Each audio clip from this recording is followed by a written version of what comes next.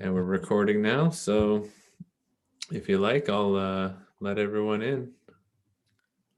Ready? Ready. Here we go. Isn't that cool when it does that? That's exciting. Oh my gosh, 83, 86. Hello, everyone. Good evening, this Lenten evening, everyone. We're just going to give 5 minutes this time. 7:05 is a hard stop for the waiting period, so we don't want to keep you guys too long this time. And got to save David's vocal cords. So 7:05 will officially get started. 7:05 Eastern time, according to my screen. May be off, may not. Got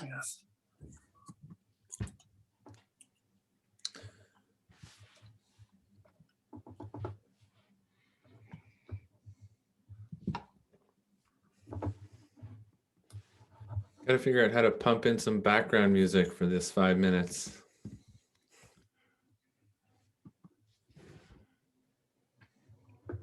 You are mute.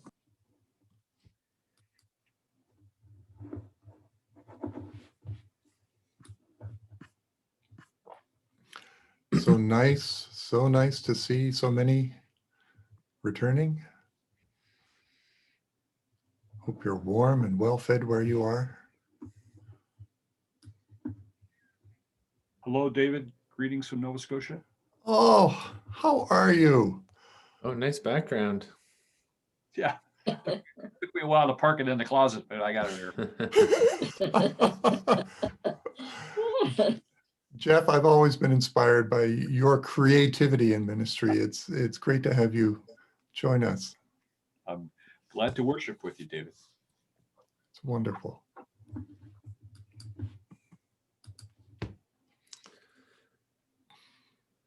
For those of you who joined us after 7 o'clock, we're just waiting till 7:05. Hard stop on the waiting period, then we'll begin.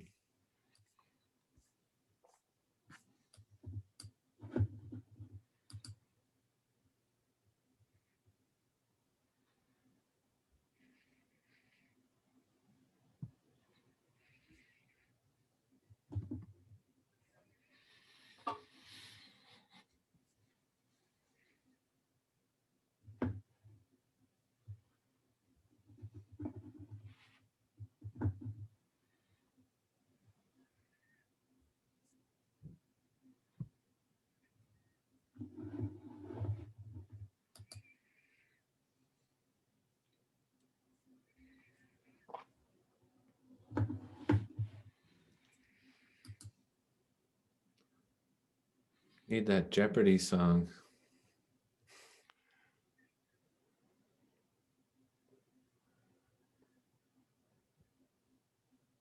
That's the beginning thing about.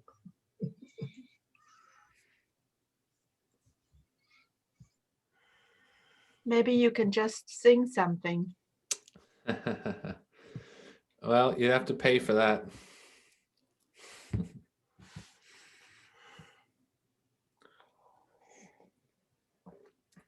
Don't tempt me because I'll do it. I don't want to go down that road. Just do a little thing. Just do a couple lines. Well, we're bearing down on the 7:05. It's going to change any second now.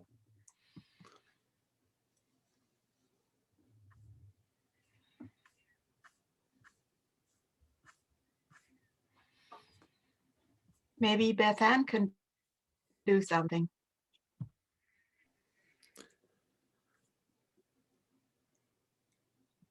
Well, look at that, 7:05. Here we go. Welcome everyone on this Lenten Wednesday evening, March the 4th. So glad you could make it.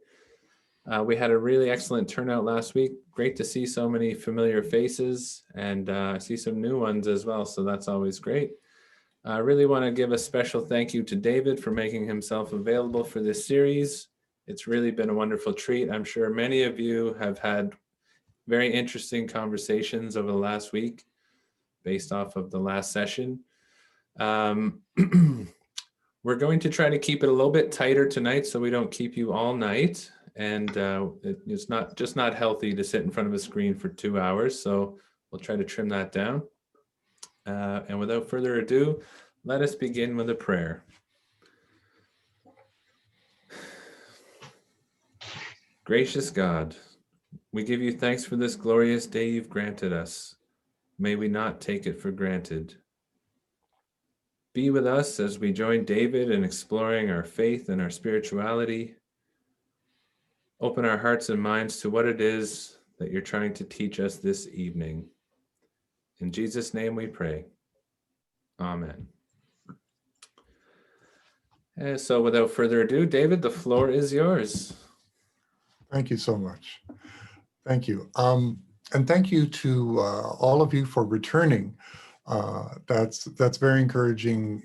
There seems to be so much enthusiasm. The conversation after the last session went far longer than I thought it would, as did my presentation itself, which is not good for my back and my neck. So I am going to be limiting it. I'm going to be compressing it down, 30 minutes presentation maximum, and then more time for conversation with you, but we'll try to keep it to an hour in total. There's too much to absorb, and I do get enthusiastic about what I share. So I tend to go down avenues and detours, which for me are delightful, but we must keep it coherent.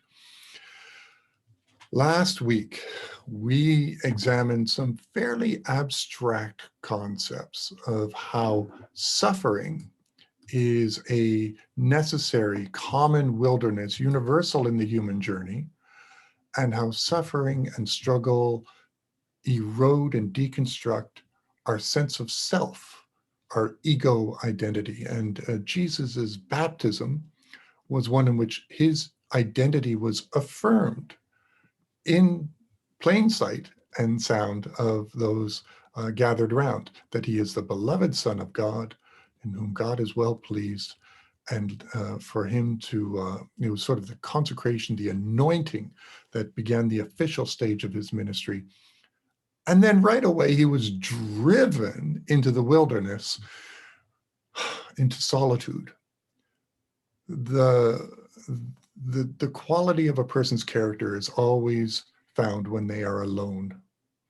And in that solitude, 40 days in the wilderness, he was tempted. And I presented some ideas of how that was an aspect of challenging the basic needs we have for esteem and value, for community and belonging, for agency or power. The three temptations represent those things. So really, I like a psychological as well as a spiritual model of what that wilderness experience was about. Would he use his divine powers to manipulate reality and get what he needs, to tempt God and proving that God loves him, or by taking power and ruling over nations? We are tempted with less grandiose things throughout our life, but nonetheless, the themes are the same. The baptism was this confirmation that he is not just human, that he is an expression of the divine love of the universe. Our baptism also is an affirmation that we are beloved and anointed or blessed or set apart for a purpose. That purpose is not only to love, but to be love. And again, I emphasize, as I mentioned last week, love is not in any of these presentations an emotion. Love is the highest state of consciousness, for God is love. So this is a state in which you are not suppressing any aspect of who you are. You are integrated, authentic, connected to everything. It is an astonishing, expansive vulnerability and strength incarnate at the same time. And I referred to my near-death experience and how very briefly I knew that to the core. And on returning here, I am so far from it, it is ridiculous. So what do? I return to my baptism, which is a good Lutheran teaching. Want to just cover two definitions as we move into this. First, we're talking about our spiritual practice, our spirituality. What is spirituality? Yes, you ask a lot of people, what is your spirituality?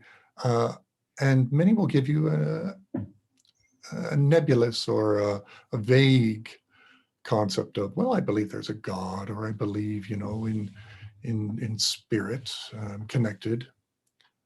But spirituality is not a belief, right? It is a identity. It is an awareness of being connected to this mystery, which is actually, we're unable, we do not have the vocabulary or the capacity to accurately speak of it. So we can only use symbols and forms and metaphors. It's too vast. Brene Brown, just love her writing. She says, has a good definition of spirituality. And she says, recognizing and celebrating that we are all inextricably connected to each other by a power greater than all of us. And that our connection to that power and to one another is grounded in love and compassion. That's good. Notice it's not grounded in doctrine, dogma, belief system. It's grounded in love and compassion. That's important. It means anyone who loves and is compassionate is doing exactly what Jesus asked us to do.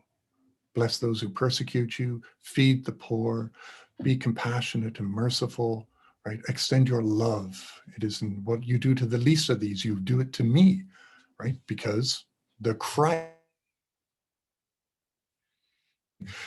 is connected to everything. It's not, it hasn't got a copyright on it. No church owns it. No religion owns it. Love and compassion. Brene Brown continues, practicing spirituality brings a sense of perspective, meaning, and purpose to our lives. She ends there, but I would emphasize that it does that because it changes your very identity in this world. So we struggle between two identities. My ego identity says, I'm David, and I like chocolate, and I wish I had a warm cup of tea because it's cold in this part of my house. And I'm a chaplain and I'm married and all of these things about who and what I am in this world. But my spiritual identity is that I am a child of the living God. I am an expression of the underlying consciousness from which reality emanates and I am sustained.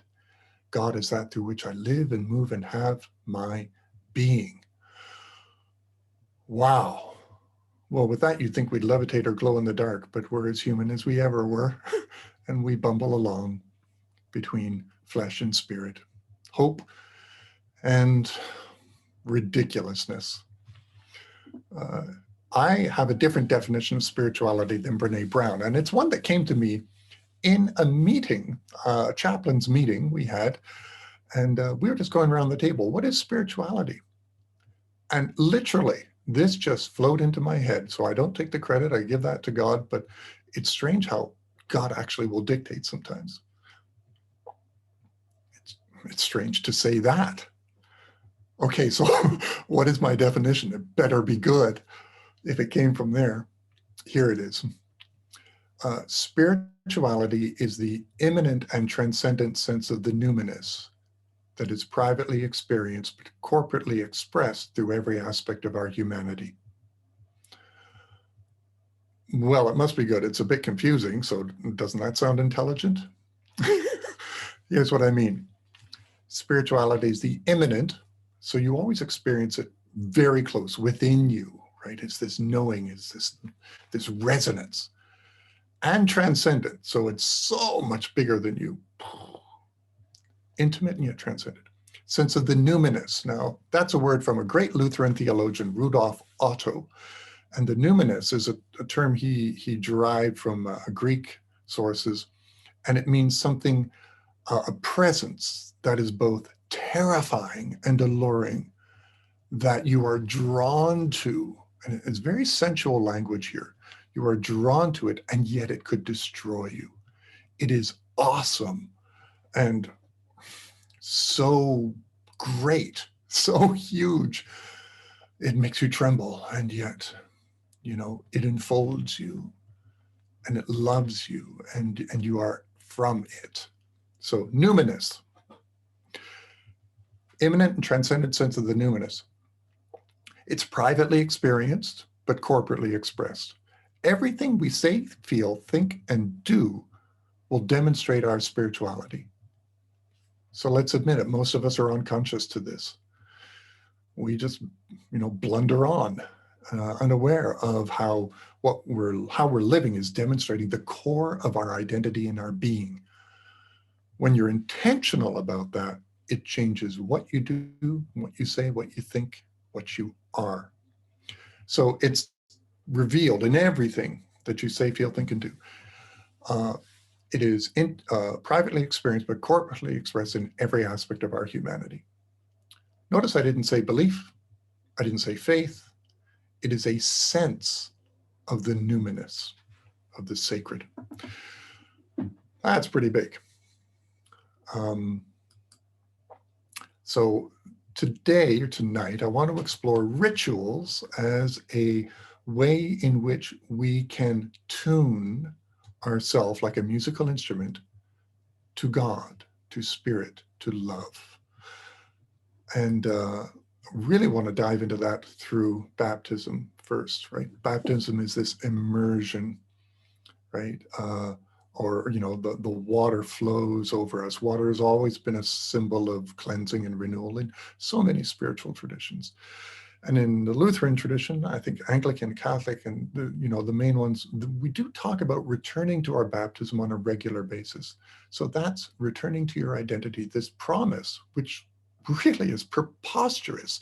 If you knew the noise in my mind and the ridiculousness of my heart, and yet baptism says, David, you are not that. You are so much more, for you are anointed through this ritual. So what is a ritual? Here's an idea.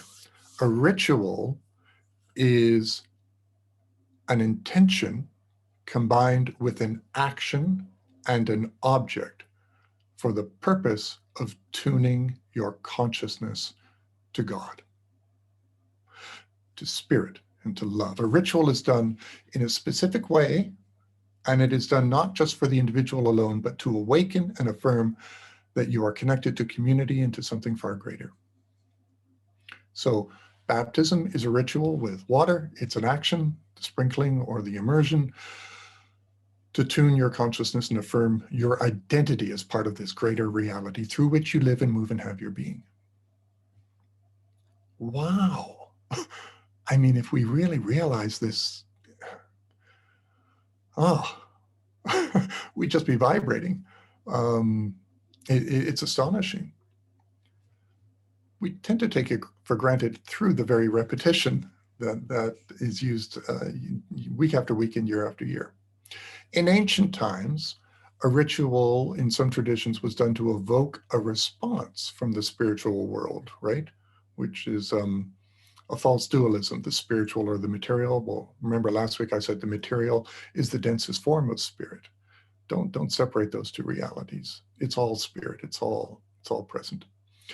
So rituals were done to obtain favor from the gods in many ancient traditions. There's a passage, right? Hosea, the prophet Hosea in chapter 6, verse 6, he says, I desire mercy, not sacrifice, an acknowledgement of God rather than burnt offerings. So even from early on, we were getting it wrong. We were using it as a tool to get God's favor. And that's just manipulation. That's of the ego. And the ego will do anything to hijack spirituality. It'll get its way in there and use it to elevate itself, right? That's very popular in today's culture. Meditation, mindfulness, self-improvement, all of, a lot of popular spirituality I feel is actually to support identity. Yes, we want to feel better. We want to feel connected. Yes, we want to love, but it's still I-centered. And authentic, healthy spirituality is one in which you actually are not in the center of the stage.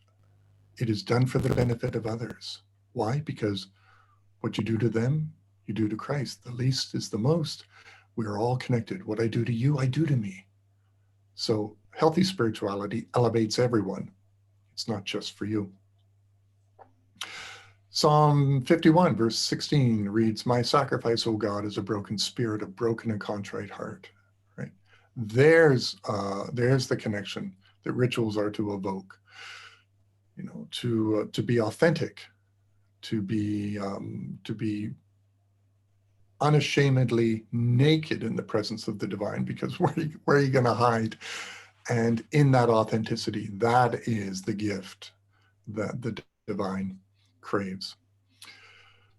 So last week I talked about baptism a little bit because I talked about the Bonaventure and being baptized on that, and what a cool ritual that was to be baptized in the ship's bell.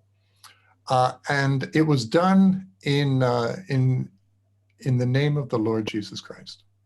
And Ronnie, I noticed you said that at the end with it. This we pray in the name of our Lord, and I do that all the time. But what does it mean? What is in a name? That phrase is part of our ritual, and it becomes a habit. When it becomes a habit, it becomes, I'm afraid, empty. It loses its charge and its vitality. So when we tag that onto the end of a prayer, we do it because Jesus promised, whatever you pray for in my name will be given to you. Well, the ego loves it. So there's a ritual it will embrace. But that's not what it means. To pray in the name is to pray in all that that name represents, to pray in the character, in the consciousness of the one named. So for me to pray in the name of Christ is actually for me to pray in the posture and relationship to the divine that he has, to pray in the fullness of his character. And you may be thinking, oh my goodness, I can't do that. I'm just an ordinary Joe. I can't equate myself with that. Yes, you can. You flow from and emanate from the divine consciousness, so just as much as Jesus did. And it is simply for you in that character to affirm, I am not my own. I flow from all of that mystery. I am so much more than I can even express. I am love. Imperfectly, but I am love. So, second point. Okay, so to pray in the name as part of the ritual of prayer is to pray in the character. Christ, the character of Christ. Let's remember that Christ was not his last name. It is a word that means anointed, and that word means to be set apart or empowered or protected, right? So you are part of the body of Christ. You are a child of God, anointed, protected, set apart for a purpose, and that purpose is love. Christ is something far more cosmic than we realize. Our church has, the Christian church has for hundreds or thousands of years, almost 2,000, separated the historical Jesus and the cosmic Christ. And we've emphasized the earthly Jesus, forgetting the implications of that title. And it results in us compartmentalizing God, defining who's in and who's out, this way or no way, right? And that has caused Christianity to lose its universality that Jesus emphasized so much through his life. With the Samaritans, he always would accept those others rejected. His universality and his love was always at the heart of demonstrating God's love. One of my favorite passages, and Ronnie and I were talking about this last week, is the woman who was asked Jesus for a blessing, and he said, he sent her on her way. He said, no way.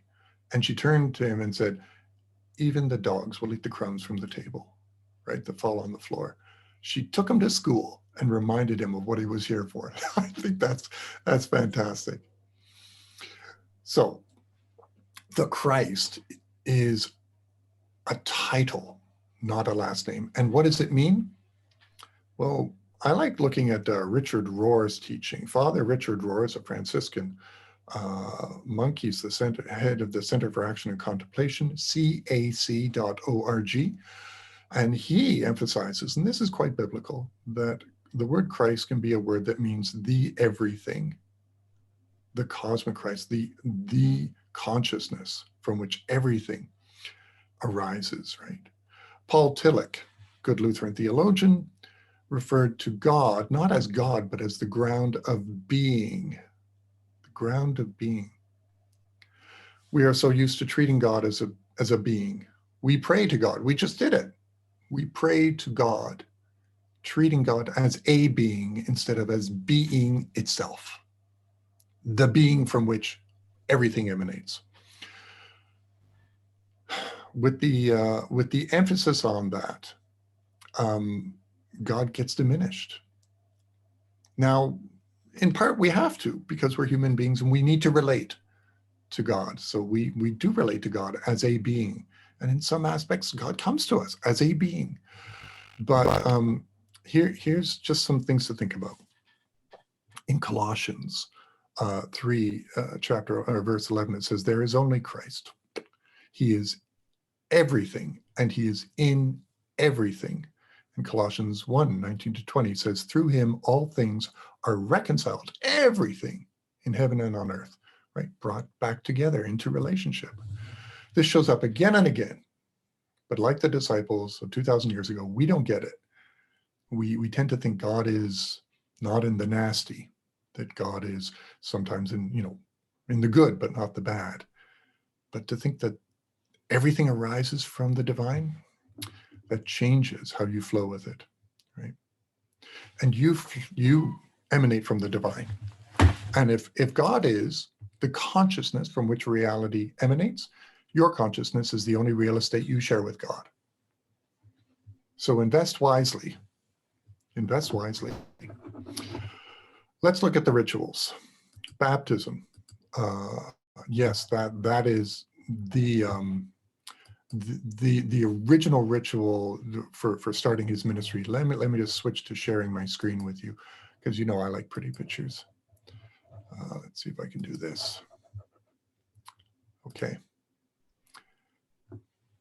The Eucharist. Here is a ritual involving an intention, right, which is to feel the restored relationship, to experience it. So reconnection with God. An object, bread and wine. An action. Interestingly, the action is to take in the divine presence, right? To ingest it. Very physical. For the purpose of restoring relationship. It's a beautiful and simple ritual, a sacred one, because not only because of Jesus and the Last Supper, but because it has been repeated with that intention billions of times, and that energy of humanity will infuse the action with a resonance. All of it, again, a ritual is to tune your consciousness to God. So as we go through the Lenten journey, right, you go into the wilderness, you wonder if God loves you and everything. The goal is to tune yourself back to that from which you emanate, to resonate with that same kind of love. This is not unique to Christianity. So this slide, I recognize, may be quite controversial.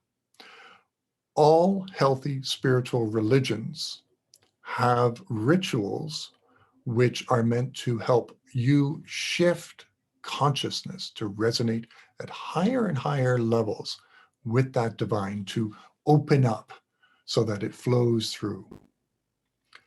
Since we all emanate from God, any ritual, any intention can only be a response to that which has already been received, which is God's love. We love because God first loved us.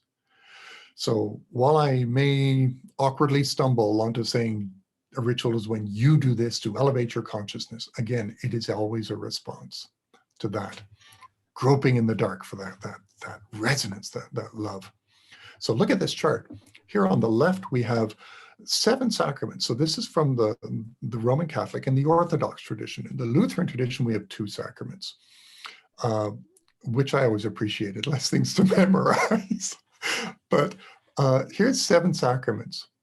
And they are paralleled on the right side with 7 energy centers, which are understood to be in the body. This is from the Hindu tradition. It also shows up in the Buddhist tradition, and they have names which I cannot pronounce. And then in the center, we have something called the Tree of Life from the Judaic tradition. This is mystical Judaism, a branch called Kabbalah. And this is called the Tree of Life. 7 different levels in that tree. And there are 10 centers of energy or consciousness in that Jewish mystical teaching. And, they parallel different aspects of the divine. So you may have heard of this stuff and wondered, well, this sounds really weird. Chakras, energy centers. We're going to be exploring if that stuff has any credibility, and believe me, it does. We now have the technology to actually measure the energy fields of the body and the centers of it. And it gives us some insight into the spiritual architecture of consciousness. So also along this, I have on the left side of those blue rectangles, the words impulsive, egocentric, absolutist, relativistic. These are perspectives of consciousness, ways in which you relate to the world, elevating up and up as you approach your transformation through death. And then on the right side, you're going to see physical aspects in the body and the life lessons of identity that are equated to them. This is a mishmash, amalgamation of the rituals and the teachings of several spiritual traditions, and it's astonishing how they overlap. I'm not talking about which one is right or wrong or true or false. If there is a perennial wisdom about what a human being is and what consciousness and energy of consciousness is, it does show up in all of the healthy spiritual traditions. But you don't hear this on a Sunday morning. It's really hard stuff to preach. But we do experience it as we move through the journey of life. And then I've seen it countless times as we move into death.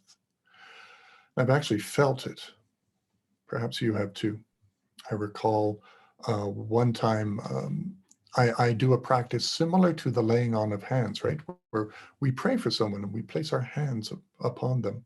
We do that because there is an energy that flows out. I'll be showing you in subsequent weeks. So I was doing a technique called therapeutic touch, which is working with that energy field. I'm trying to be an instrument of God's love and for it to flow through me to this person. This person was dying, and I could sense, don't know how to put it into words, the energy field contracting, and the energy center at the base, which is the impulsive spine at the bottom, right? That energy center was closing. It felt like closing. The heart one, I'm always listening for that because that is really the seat of consciousness in many spiritual traditions and Christian one as well. But the heart one seemed fairly neutral. The one at the crown of the head, though, that I felt energy flowing out like a wind. It's astonishing. And I wanted to linger there, but that was my ego. That was my ego wanting to enjoy and be curious about this. I felt that, and then I stepped back out of respect, and I turned to the family and I said, I feel her spirit leaving. I think she's going now. So come close to her. And I stepped back.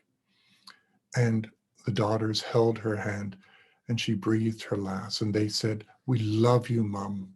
We'll see you on the other side. Thank you so much for your life. And as she left, I, standing by the window, felt this energy flow through me. Indescribable. Makes my skin tingle. And I laughed and cried.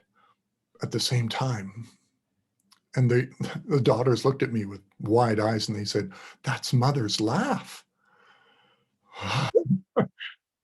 It was as if she was saying, "Good job, David, thank you, and goodbye." I think of Jesus. There's a story where he stopped the flow, a woman who had a menstrual flow of blood for years and years, and she wanted to come and touch him. She knew she'd be healed, but being a woman with a menstrual flow, she was forbidden at that time from touching a rabbi. That could actually result in her death. They could stone her for it. Very literal, strict rules around cleanliness and purity. So she just touched the hem of his robe. And you know the story. He paused in the crowd and he said, "Who touched me? I felt energy flow from me." Energy flow. Really interesting. So there is a purpose to the rituals. It is to help elevate the resonance, the energy of our consciousness, resonating closer with the divine. Beautiful. So how do we do that in daily life? What are the rituals you employ to resonate with love, with divine consciousness? I'd be curious to know. Perhaps we can chat. I'm watching the time. I'm already at 30 minutes in. Okay. I'm going to share a little bit more. Take your time, David. Whatever you want to do here. There's no hard and fast. Oh, but there is my neck muscles. So let's adjust my posture here. So the ritual of prayer, right? We have a formal way of praying, and let your prayer be casual and intimate. But the rituals of prayer tend to dominate religious traditions. This is a photograph I took in our hospital chapel. I'm tall enough that I could just lean over the shoulder of Jesus and raise my camera up that high. And on that altar table right there, you see a book. Well, that book is written with heartbreaking prayers that families have written, petitioning God for help. Oh, what happened to me there? Okay. So the prayers are typical, a petition to an external God, and they follow a ritual, a formula. God, please watch over my husband. Help him to feel safe, right? Please have mom look down upon him and angels at his side, right? So this petition to the external. Let your prayer shift from the petition to an external God to the participation in the consciousness of God. Let your prayer leave you embedded in silence. And in that silence, let the ritual of presence, of intention, be married to the object of your body for the intention of elevating your consciousness, so that the gratitude is stronger than the grief, so that the love is greater than the fear, so that the identity is grounded in the sacred, not the material. There are ways to do this. Meditation can be a ritual of centering yourself. Breath can be part of a ritual of calming the anxiety in the sympathetic nervous system. Your consciousness can be tuned to the divine. Michael did this so well. He was a patient of ours who had to go through radiation treatment for a tumor in his brain that he knew was going to kill him. He was trying to buy just a few weeks of life. The death would come quickly, and he desperately wanted this time so that he could properly, to his heart's satisfaction, say, "Thank you, I love you, I forgive you, please forgive me, and goodbye," to those he cared about. He was a single guy, young guy, who lived by the ocean with his dog, but he had a problem: claustrophobia. 30% of patients who go through radiation treatment for head and neck cancers are claustrophobic, and I'm often called in to help alleviate that anxiety. And I do it through helping them use their fear to awaken compassion for others. We talked about that last week. To focus upon what distresses your ego the most, and then to breathe in more of that from other people, and then to breathe back your solidarity with their suffering with the words, I understand. I am here. I know. Remember that it's easier to be compassionate for someone else than it is to be compassionate for yourself. But in doing so, he was brought back to his best self. In fact, he became, I used a term last week, a warrior of compassion, a bodhisattva, right? And you think of Jesus, again, breathing and taking in the brokenness and the sin, the separation of all of humanity through all time, and breathing back, sending back resurrection, compassion, forgiveness, restoration. Wow. We can't do it on that scale, but he could do it on the individual scale. And I said, the radiation beam is your, is your lightsaber. Actually, he loved Star Wars. And I said, your consciousness is the force, right? Is the spirit of love of God. And the tumor is your adversary, which you will slay it with compassion, not with anger and fear, but you will do it in partnership with others. You are not alone. So connect to them. This transformed him. He went and laid down on that table. No problem. He felt so empowered. He felt so connected. He used his fear as fuel for connection. And this became his sacred ritual, tuning his consciousness to love, not to fear. He died about 3 months later. He got a few more weeks than he hoped for. And it was a beautiful gift because he got to soak up the love of his friends and his parents and his sister and his dog. And he had a beautiful transformation at the end of life. Rituals, they can literally be life-changing. So there is a new ritual at hand, literally. In these pandemic days, such anxious days, washing your hands, I would assert, has become a sacred ritual to tune your consciousness to love. Once again, it involves water. When you wash your hands, I encourage you to slow down,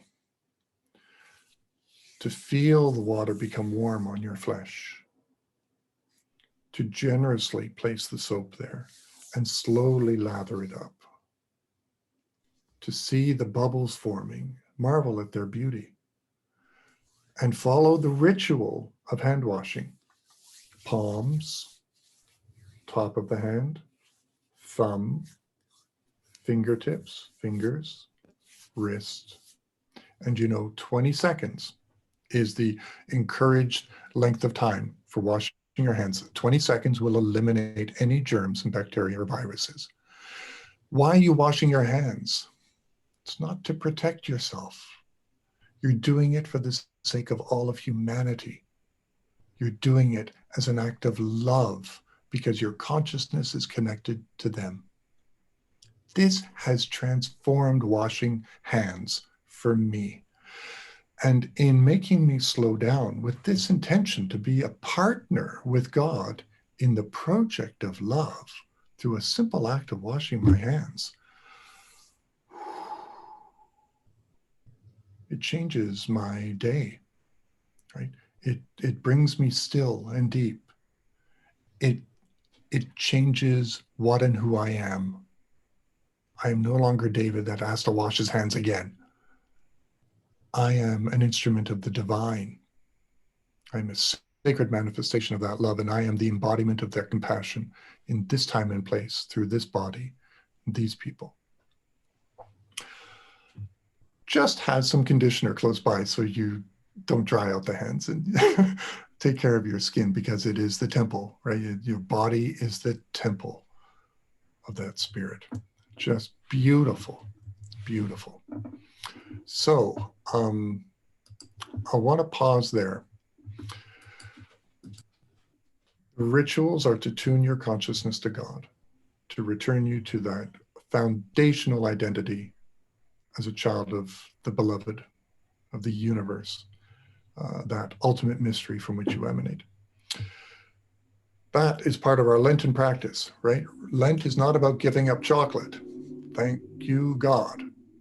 Lent is about giving up anything that gets between you and love. It is not about giving up things you enjoy. It is about connecting deeply and fully to joy itself.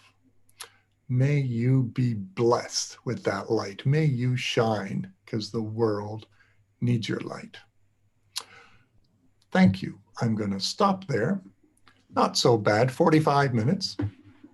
And let's have some discussion. I'm going to pull up the comments, reactions. Just a little bit of admin here. So if you do have a question at the bottom of your screen, you'll see a reactions tab. If you have an updated version, you should see a raise hand icon there. And when you click on that, it'll pop you to the top of our chart here. Put your tile at the beginning and we'll see that you're asking a question. And you can go in and click that again to lower your hand after we've seen you, we've addressed you. We're going to try to give people who didn't have a chance last week to have priority. So hopefully by the time we go through 5 weeks, everyone will have had a chance. And without further ado then, who's got a question? Or a comment, or if you have a ritual that you enjoy, I'd like to hear that.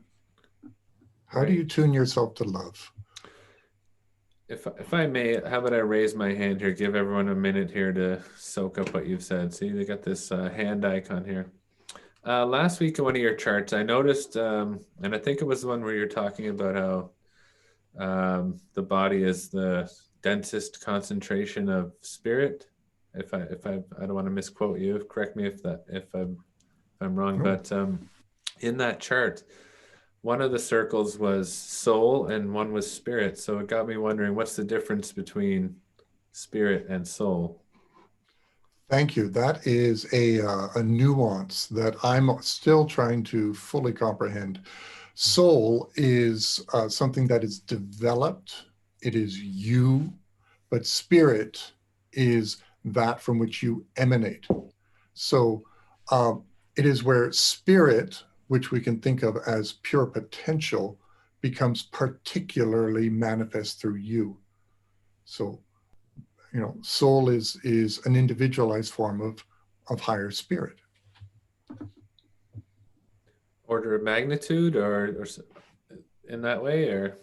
Yeah, it's a hierarchy, but it's a nested hierarchy of density. Okay, great. Looks like Jeffrey's got a question here. Thank you, David, for your words of inspiration. I wanted to share with you a journey that I've been on for the last couple of years. I was invited to Sundance, which is a ritual where it's an interesting ritual where Aboriginal people gather together to dance for 4 days. And we've done, it's interesting for me as a Lutheran to unpack that.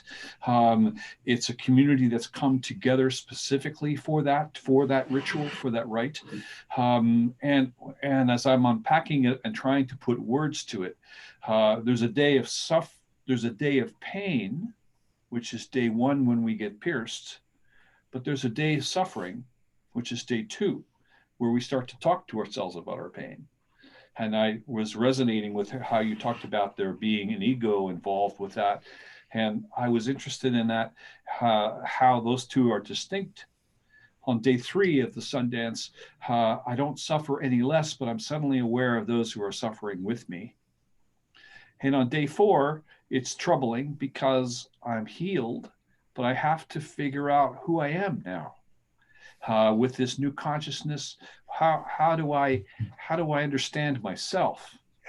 And in day 5, which is kind of interesting for a 4-day Sundance, is how in the world do I put myself back into a life that didn't have me when I left it? I'm resonating with you. I was asked to speak about Sundance and psychotherapy, and I'm trying to find words somehow, somewhere in the way, to actually express what that is and how that crossover happens. It came about because I had done a course with Saveda, and I was connected to a group on South Shore, and the lodge keeper said that we in the first responder community and we in the First Nations community suffer in some of the similar ways with suicide, with violence, with domestic stuff. And how can we work together to do this? And so I feel awkward as a non-Indigenous person, sort of usurping their experience, trying to put my own white words to something without feeling all of the guilt that I should be feeling. At the same time, invited to participate, and so I bring all that I am and all that I have and all of my experience and all my words and all of my spirituality with me, and so I really resonate with what you're saying today, and that's one of the rituals that I've been totally out of my. I would have imagined what that ritual was about, but it's so deep and so meaningful. And then at the end, we all disperse and we go to wherever we came from in Canada. So it's not a lingering community; it's an intentional community for the period of time in which we gather. Wow, Jeff, you just summed up the whole presentation right there. That's great. Notice in the Native tradition, in the Indigenous cultures, drumming is a way of shifting your consciousness, resonating with that divine, right? And the chanting, right? In the liturgies, right? Chanting, singing is meant to tune your consciousness, which is why I never chant. It's going to just obliterate consciousness. It's terrible. Anyone else want to share? I see Fiona and Tapio. David, what can you say to people who feel a significant absence when they cannot participate in communion during the lockdown? It's been a year since we've been able to take communion. Let me just say how beautiful that is, that you long to hold the body and to drink, right? To have that incarnation, that manifestation, that ritual means so much to you. So I just want to say how beautiful that is while acknowledging I really miss it too. We're all hungry to gather and to celebrate. We're right there with you.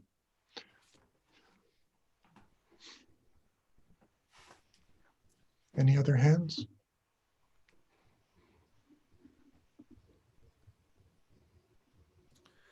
Just a quick comment there on that one. And thanks, Fiona and Tapio. They're from Peace. So we've been talking about this for almost a year now. I believe March 15th was our last in-person service. As unfortunate as it's been in so many ways, I've always felt like this was sort of like an imposed sabbatical time upon us, where we're meant to like really dig into the reflection of why do we do this? What does it mean? And on and on and on, all those types of questions. Of course, if we given the choice, we'd go there tomorrow and share communion. But these seem like biblical times, I guess, 7 years famine or drought or that type of stuff. It's only been 1 year, of course, but even sabbatical in itself, you're meant to take the 7th year off. If you're growing crops, you're not supposed to grow anything in that 7th year. Yeah. And so maybe, I don't know if there's something there. I don't know if that's just cold comfort. It's certainly going to awake us. Things will feel so fresh when we will awaken, emerge from the other side of the pandemic, aware of the gift of ordinary things. And hopefully, I pray, seeing the sacred in everything, because everything arises from the sacred. I've just sent everyone, cac.org is Father Richard Rohr's site. It's a site. So his daily meditations, so wise, so good, and so brief. So really good resource there. Any other hands or questions, comments? We've got James Anderson. You'll have to unmute yourself there, James. Hey, Jim. Hi, David. Great. Something that's a ritual that's missing during this pandemic is funerals. Something that I've been part of with local funeral homes over the last 5 or so years during my retirement is developing celebrations of life. And with this, with the pandemic now, a lot of that has disappeared. People are even not able to get together in community to express grief.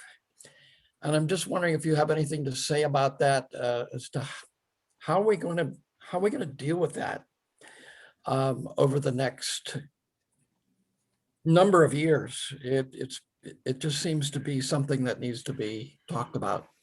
Yeah. I know some people are getting creative with this, with virtual funerals, drive-in services where possible, when possible. But we crave that comfort and consolation that comes through the hug, the embrace, the gathering, the belonging. I don't know any alternative to this, but it can evoke personal ways to honor the loved one that then can be shared through journaling, creativity, storytelling, music, expressive arts. And people can collaborate on those projects. So that involves not a singular service, but now a longer way to unwrap the gift of who that person was to you.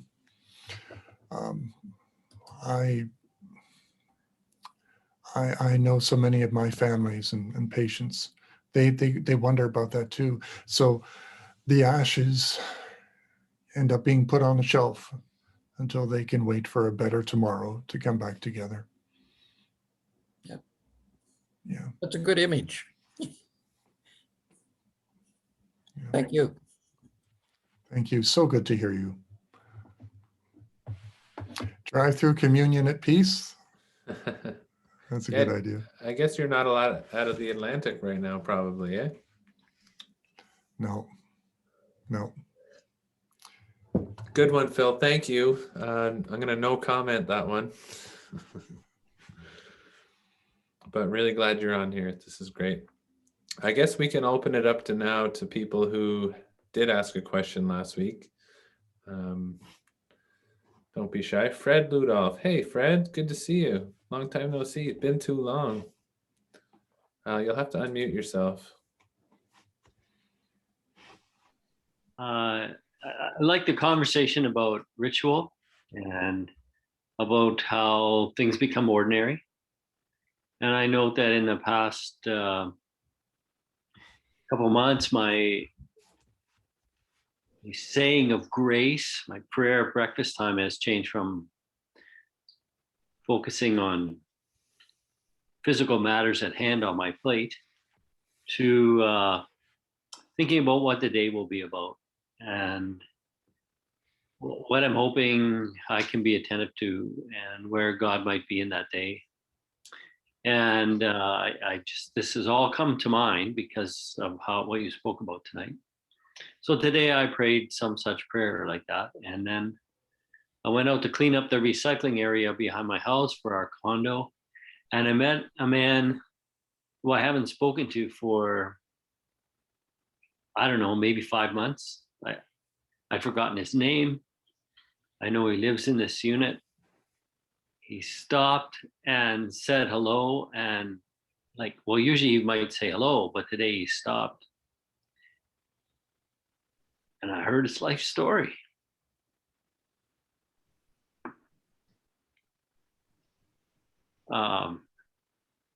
So even though the ritual becomes a habit, it might slap you in the face one day and wake you up and remind you that, oh, gee, I prayed that I would be aware.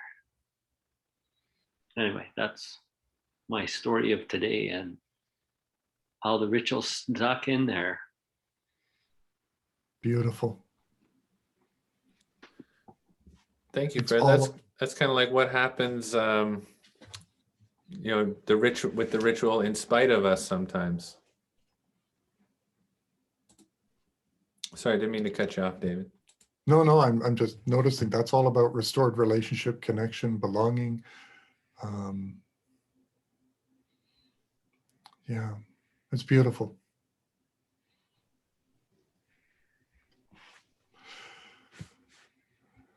I'd be curious to hear, we're at 9 o'clock. I want to stay on for another 5 minutes. But do you have rituals that tune you to love? So this doesn't need to be a sacred thing, right? Do you have a ritual way of expressing your love to your partner? Do you have a ritual way of tuning you to loving yourself?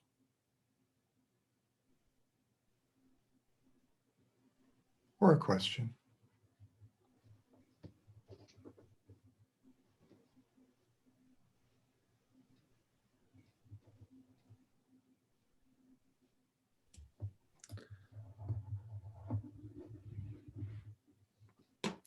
David, guess- can I come in?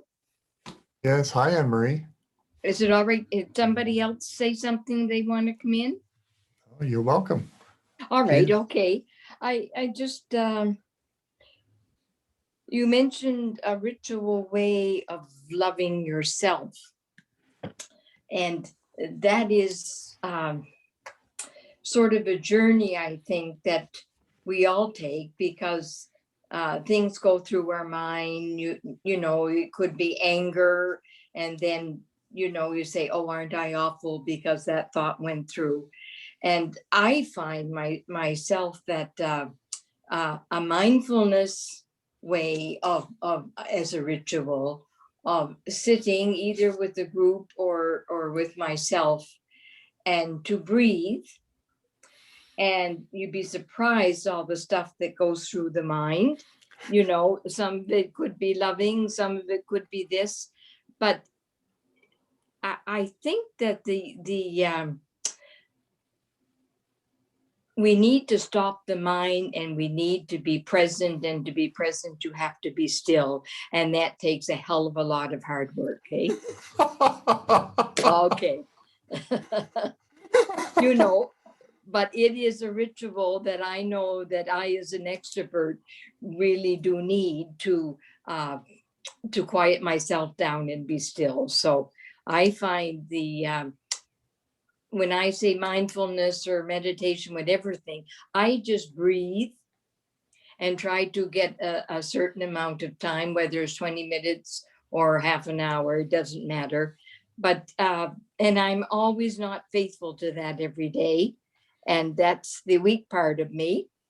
But I'm trying to talk myself into have it a ritual and faithfulness, even if it's for 5 minutes, but every single day.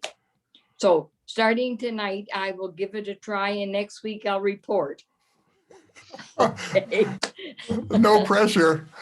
No, I know, but I'm just teasing you, but. Yeah. I was in meditation this morning, interrupting myself constantly.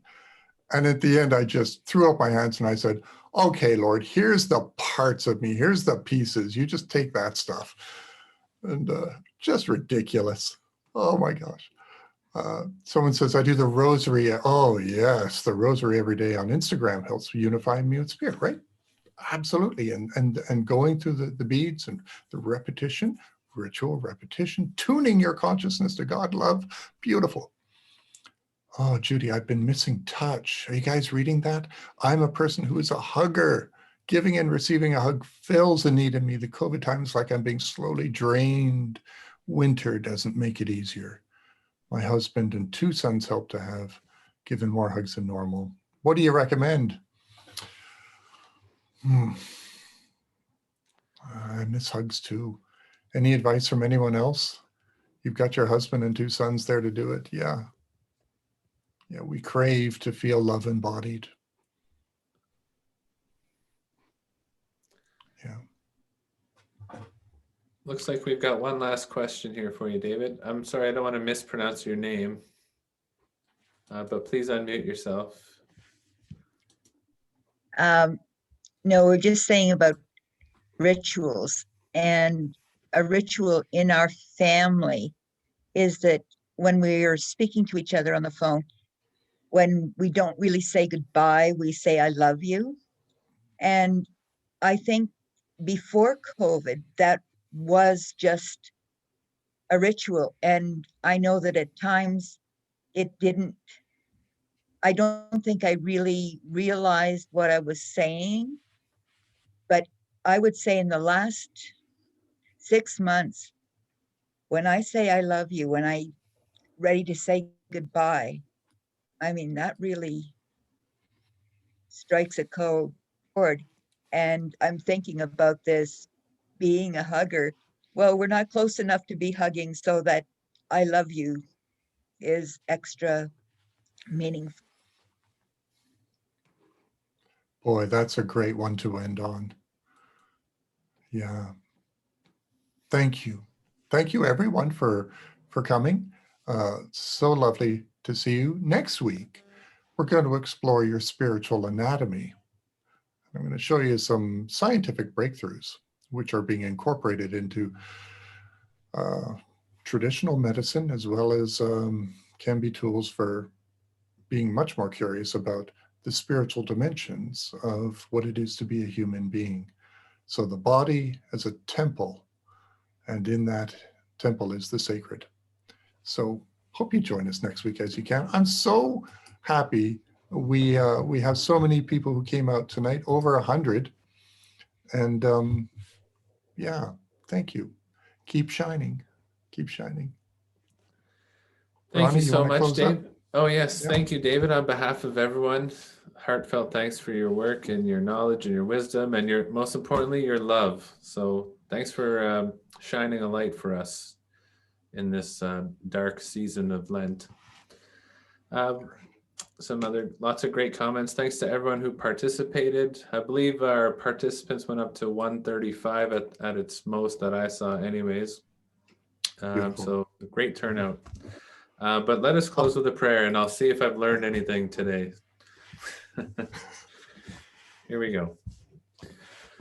Spirit of love, words fail us. We see you, we feel you. Your breath is our breath, and so we breathe. Amen. Okay. Good night, everyone. Good Thank you so night. much. Bye-bye. Bye-bye.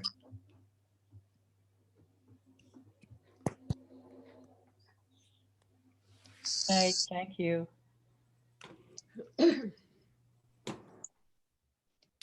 Just looking through the rest of the comments, so beautiful. Barbara, good to see you.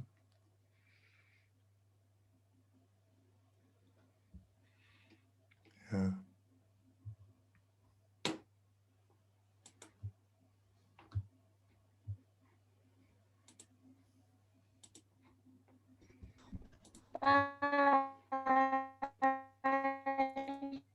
Bye. Bye, Tina. Pretty sure Good that night. was you. Yeah. Well, Thank we you did it. again, Ronnie. Thank you. Thank you. I guess that's it. Good job. That was awesome. Okay. Are we gonna follow up tomorrow? Or are we good? I think we're good. I'm so happy. Everyone, seemed engaged, and well, I'll try to trim it up a little shorter I for thought it next was week. just fine. I could listen to you all the time, David. Thank you, Rez. Keep going on forever and ever. I was just wondering whether or not this is being recorded. So does that include the slides? Yes. When David took over, that's how it will appear in the video. So last week's presentation, for example, is available on your website. I hope so. It should be. It's definitely on our YouTube page. That's where I posted it. I can share it again. If you can send me that link, that would be great. I should really have posted it in the thing. Was there a slide from last week in particular you were looking for? Well, no, actually, the slide from this evening I was looking for. The one from last week I managed to photograph, but I went to find my phone tonight, and my battery had run dead, so it was too late by the time. So I wrote down as much as I could, but probably in the wrong order. Yeah. Thank you, Ronnie, for recording these, and you can just have a look at them again later. Yeah, no problem. I like that because I never remember what I said. I'll go critiquing yourself after. It was great. This Okay. is Judy speaking. I received the email from last week's recording, and I work every other Wednesday night, so I could only make this one and the other one's live, third one live. So I really do appreciate being able to at least see it in Oh, that's so good. secondhand. Thank you. Yeah, so for anybody, just if you want to watch the videos, it's Peace Lutheran Church on YouTube, and you'll find it there, or on Facebook. Our page on Facebook will have it too, and David has it too, I guess now. Oh, I will link to yours. Yeah. Okay. Great. Thanks, everyone. Have a great night. Lenten evening.